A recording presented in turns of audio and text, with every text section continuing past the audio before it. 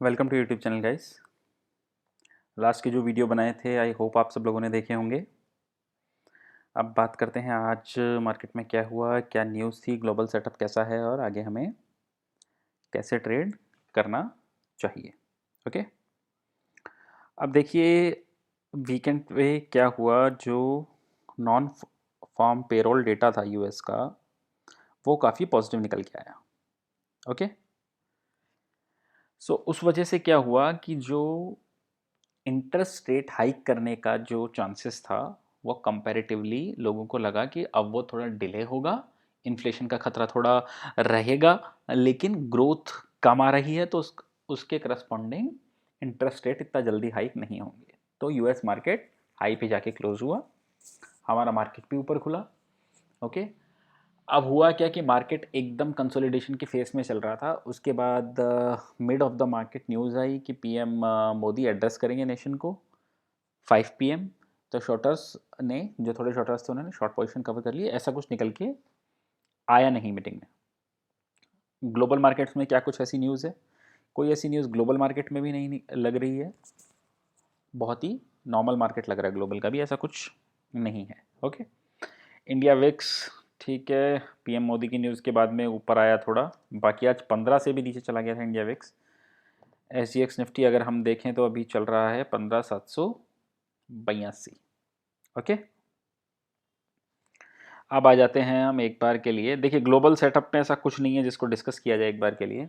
Okay, तो एक बार के लिए आ जाते हैं पहले निफ्टी पे, निफ्टी के डेटा पे, बैंक निफ्टी पे। ओके, निफ्टी फिर अच्छी क्लोजिंग है, ऐसा कुछ नहीं है जिसके लिए परेशान हुआ जाए। लास्ट की फ्यू कैंडल्स ठीक है, आया लास्ट में थोड़ी प्रॉफिट बुकिंग भी हुई कि अगर कुछ नेगेटिव अनाउंसमेंट आ जाता है तो उस केस में क्या होगा तो थोड़ा प्रॉफिट बुकिंग भी हुई उस केस में, लेकिन ऐसा भी कुछ निकल के नहीं आया। क्या कुछ अलग फॉर्मेशन बन रहा है जिसको डिस्कस किया जाए? नहीं, ऊपर जा सकता है, बिल्कुल जा सकता है। देखिए लास्ट सेशन में हमने कहा था कि एक बार लग रहा है 16,000 जाना चाहिए, तो 15,900 और 16,000 एक बार के लिए लग रहा है कि निफ्टी इस रेंज को टच करना चाहिए। उसके बाद अगर कुछ साइजेबल प्रॉफिट बुकिंग आती है तो शायद उसके बाद ही आएगी, लेकिन एक बार लग रहा है 15,900 और 16,000 टच होना चाहिए। जो एफ का लॉन्ग पोजीशन था वो भी अब देखिए 88 से घट के 82 तो लास्ट सेशन तक आ गया था। अब आज का डेटा देखना पड़ेगा कि कितना कम आ चुका है। ओके, अब बैंक निफ्टी पे आते हैं। बैंक निफ्टी में क्या है, देखिए बैंक निफ्टी थोड़ा अंडर परफॉर्म कर रहा है निफ्टी को, क्योंकि अगर हम बैंक निफ्टी का देखें तो बैंक निफ्टी का प्रीवियस जो हाई है वो 37,700 है और अभी हम 35,400 चल रहे हैं। तो अभी हम प्रीवियस हाई से भी 2,000 पॉइंट नीचे हैं, जबकि निफ्टी बहुत आगे निकल चुका है। तो bank Nifty clearly under perform कर रहा है, लेकिन फिनेंशियल्स को कोविड की वजह से थोड़ा कंसर्न है कि जो एनपीएस है बढ़ सकते हैं, एसेट क्वालिटी जो है डेटोरिएट हो सकती है, तो उस वजह से थोड़ा इशू चल रहा है फिनेंशियल्स में। ओके, अब आप इसको एक चीज़ और समझिए। देखिए कुछ जो बैंकिंग स्टॉक्स हैं और जो एनबीएफसीज हैं, उन्होंने इस तरीके का गाइडेंस भी दिया है जिसकी वजह से मार्केट में एक इशू है। पहला मैं स्टॉक डिस्कस करूंगा एचडीएफसी बैंक। एचडीएफसी बैंक, आप ये देखिए बाकी बैंकिंग स्टॉक्स अपने लाइफ हाई पे चले और एचडीएफसी बैंक लाइफ हाई पे ना चले, ऐसा पॉसिबल नहीं है। ये सिर्फ दो रीजंस की वजह से हो रहा है। पहला, जो एचडीएफसी बैंक ने एक सेमिनार में बोला मैक्वायरी के, उनके एक ऑफिशियल्स ने, कि शायद कुछ एनपीएस बढ़ सकते हैं, पहला रीज़न। दूसरा, जो कार्ड की वजह से आरबीआई ने फ्रेश बिजनेस पे रोक लगाई हुई है। इन दो वजह से एचडीएफसी बैंक थोड़ा स्लो चल रहा है। ओके, लेकिन किसी भी दिन हो सकता है न्यूज़ आएगी कि इनके कार्ड बिजनेस से जो बैन है वो हटा लिया गया है, तो ऑब्वियसली 2-3% का तो कम से कम ऊपर खुलना चाहिए। और अगर एचडीएफसी बैंक 2-3% ऊपर जाएगा तो बैंक निफ्टी का क्या होगा ये आप और हम दोनों जानते हैं। अभी इस पे कोई व्यू नहीं है, लेकिन जो मीडियम टर्म प्लेयर हैं जो नेक्स्ट रिजल्ट तक रख सकते हैं वो एचडीएफसी बैंक रखें, डेफिनेटली रखें। दूसरा देखिए, एक और आज स्टॉक है जिसने गाइडेंस दी इस वीकेंड पे, बजाज फाइनेंस।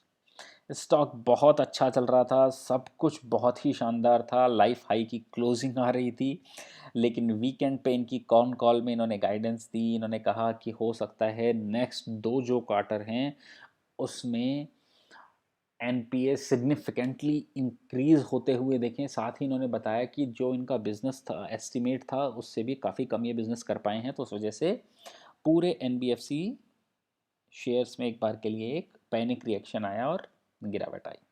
ओके, अब एक बार के लिए मैं आपको डेटा बताता हूँ। ये एक बार के लिए मैंने न्यूज़ जो मार्केट में बड़े बड़े स्टॉक्स पे चल रही थी क्या भी था वो डिस्कस किया है। ओके, निफ्टी डिस्कस कर लिया एक बार, 15,900 16,000 जा सकता है। बैंक निफ्टी में एक बहुत ही शानदार काम हो रहा है। ये देखिए आप क्या हो रहा है, 35,500 की ये कॉल है, इस पे आप ओआई देखिए, हाईएस्ट ओआई चल रहा है 78,000 का। पुट पे देखिए, हाईएस्ट ओआई चल रहा है 58,000 का। अगर हम दोनों के प्रीमियम को जोड़ें तो 600 पॉइंट का प्रीमियम आता है। 600 से 650 पॉइंट का प्रीमियम दिन में चल रहा था। दैट मीन्स जो लोग इसको शॉर्ट कर रहे हैं स्ट्रैडल को, कि दोनों को कॉल और पुट को शॉर्ट कर दिया जाए, दैट मीन्स 36,100 से लेके 34,900 तक की रेंज हो सकता है इस वीकली सेशन में दिखाई दे।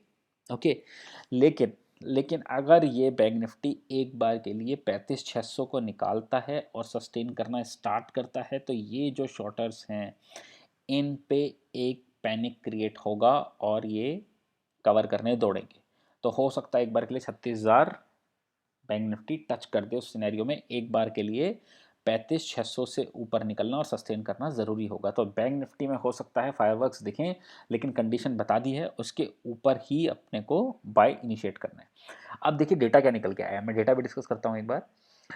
इंडेक्स लॉन्ग करके गए हैं 970 कॉन्ट्रैक्ट। जो शॉर्ट्स थे इंडेक्स में 3300 कॉन्ट्रैक्ट उन्होंने शॉर्ट्स अनवाइंड किए, एक पॉजिटिव सिग्नल है। स्टॉक्स पे देखिए, स्टॉक स्पेसिफिक एक्शन बन रहा है। लॉन्ग 2600 काट के गए हैं तो 4000 शॉर्ट ऐड करके गए हैं, लेकिन ऑप्शन बहुत ही इंडेक्स में अच्छे निकल के आ रहे हैं। अब देखिए 35,000 कॉल लॉन्ग और उसके करस्पॉन्डिंग सिर्फ 18,000 कॉल शॉर्ट, और पुट में 30,000 पुट लॉन्ग तो 20,000 पुट शॉर्ट। दैट मीन्स फिर से लग रहा है हो सकता है एक रेंज में रहेगा, हो सकता है रेंज में रहेगा, लेकिन नीचे की साइड की प्रोबेबिलिटी इस डेटा के बेस पे नहीं दिखती है, थोड़ी ऊपर के साइड की प्रोबेबिलिटी ही निकल के इस डेटा के बेस पे आ रही है।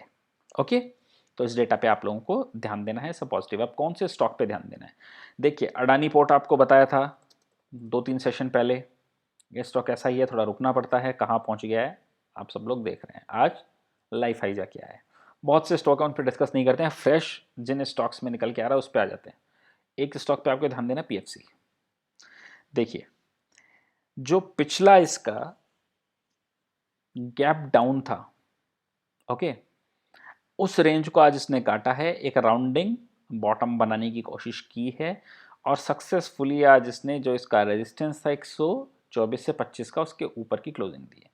अब ये कहाँ तक जा सकता है, एक बार के लिए 130 से लेके 131-32 का लेवल तो लग रहा है कि इस स्टॉक को टच करना चाहिए, क्योंकि इस गैप को फिल करने की कोशिश करेगा। उसके बाद इसका रिजल्ट आएगा 15th को, तो उस पर डिपेंड करेगा, लेकिन हो सकता है एक बार के लिए 130-32 के लेवल पे जाने की कोशिश करे। ओके, स्टॉप लॉस क्या रखना है आपको, इसी कैंडल का स्टॉप लॉस रखना होगा 121 का। ओके, अब आ जाते हैं दूसरे स्टॉक पे, गेल। इस स्टॉक में क्या हुआ है, अब देखिए इस स्टॉक को समझने के लिए थोड़ा एक लंबा चार्ट देखना पड़ेगा। क्या हो रहा है डेली कैंडल पे, जो गैप वहां पे बना था पीएफसी पे, ये देखिए यहाँ पे भी एक गैप डाउन हुआ था स्टॉक, और सीधे उस दिन गया था 158 पे। ये कब की बात है, 7 जून 2019 की।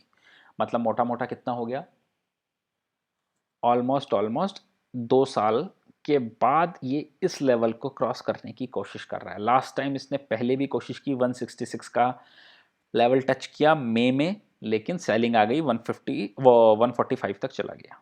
उसके बाद आज इसने सक्सेसफुली उस लेवल के पास आके क्लोज दिया है। अब देखिए बहुत से लोग बहुत से पैटर्न इस पे बताएंगे, अगर देखना चाहें तो एक लंबे चार्ट पे इन्वर्टेड हेड एंड शोल्डर जैसी फॉर्मेशन भी लोग इसको बोल सकते हैं, जो बल्कि परफेक्ट है नहीं है, बोलना नहीं चाहिए उसे। कुछ लोग इसको लंबे टाइम पे एक राउंडिंग बॉटम भी बोल देंगे, लेकिन आप लोगों को क्या ध्यान देना है, देखिए 2 साल का ब्रेकआउट स्टॉक ने दिया है, तो एक बार के लिए 180 का लेवल तो निकल के आता है सर इसमें। ओके, 180 का लेवल लग रहा है कि निकल के इसमें आना चाहिए, क्योंकि अगर आप इस कैंडल को देखें तो अगर इस गैप को फिल करके और यहाँ तक पहुँचने की कोशिश भी करेगा तो 180 का लेवल निकल के आना चाहिए। अब इसमें भी दूसरा कैच क्या है, कैच ये है कि 9 तारीख को मतलब कल के ट्रेडिंग सेशन के बाद अगले दिन ही 9 तारीख को ही इसके भी रिजल्ट हैं, तो हो सकता है रिजल्ट में कुछ इफ एंड बट हो, बट टेक्निकली इसका लेवल इतना निकल के आना चाहिए। ओके, बाकी आपको जो लोग आईटी प्ले करना चाहते हैं, मुझे लगता है उनको इन्फी पे ध्यान देना चाहिए। स्टॉक बहुत लंबे टाइम से कंसोलिडेट कर रहा है, ऑलमोस्ट अगर आप देखेंगे इस स्टॉक को तो इसी रेंज के पास से ये जनवरी से लेके अब तक यहीं पे घूम रहा है, कभी नीचे जाता है कभी ऊपर आता है, इसी रेंज के पास कंसोलिडेट कर रहा है। ये फिर से अपने लाइफ हाई के पास जाने की कोशिश करेगा, हो सकता है इस मंथ भी कंसोलिडेट करे। जुलाई में रिजल्ट्स आने स्टार्ट होंगे नेक्स्ट क्वार्टर के। ये देखिए थोड़ा लंबा खिंच गया है रिजल्ट, इसलिए लग रहा है कि ये ख़त्म हुआ तो अगला स्टार्ट हो जाएगा। ओके लेकिन इशू ये है कि कोविड की वजह से डेडलाइन एक्सटेंड कर दी थी, अदरवाइज़ इतना जल्दी रिजल्ट आते दिखते नहीं। ओके, तो एक बार देखना पड़ेगा जुलाई एंड में आते हैं कि अगस्त फर्स्ट वीक में आते हैं। सो तब ये हो सकता है स्टॉक फिर से ऊपर जाने की कोशिश करे, तो थोड़ा ध्यान देना है आपको। आईटी स्टॉक्स पे अब फ्लेवर आना चाहिए और टॉप पिक रहेंगी इन्फी। विप्रो हमारा इन्वेस्टमेंट पिक है जो बहुत नीचे के टाइम से चल रहा है, तो उसको थोड़ा नीचे आने पे ही बाय करेंगे। ओके, सो ट्रेडिंग के स्टॉक दे दिए हैं आपको। बाकी जो पिछले वीडियो में स्टॉक्स बताए थे आपको, हेमिस्फेयर प्रॉपर्टीज़ और फिनोलेक्स केबल, ये देखिए हेमिस्फेयर प्रॉपर्टीज़ कहाँ से कहाँ पहुँच गया स्टॉक। आपको बताया था 135 के लेवल पे, आई होप सबने लिया होगा। 3 अपर सर्किट मार चुका है। फिनोलेक्स केबल बहुत ही लंबा ब्रेकआउट था इस केबल में, सॉरी स्टॉक में, ये भी 500 के लेवल पे पहुंच चुका है। ओके, सो आई होप आप सबने अच्छा प्रॉफिट बनाया होगा। सो अगर आप लोगों को वीडियो अच्छा लगा तो लाइक कमेंट और शेयर कर दीजिए guys. Thank you for watching.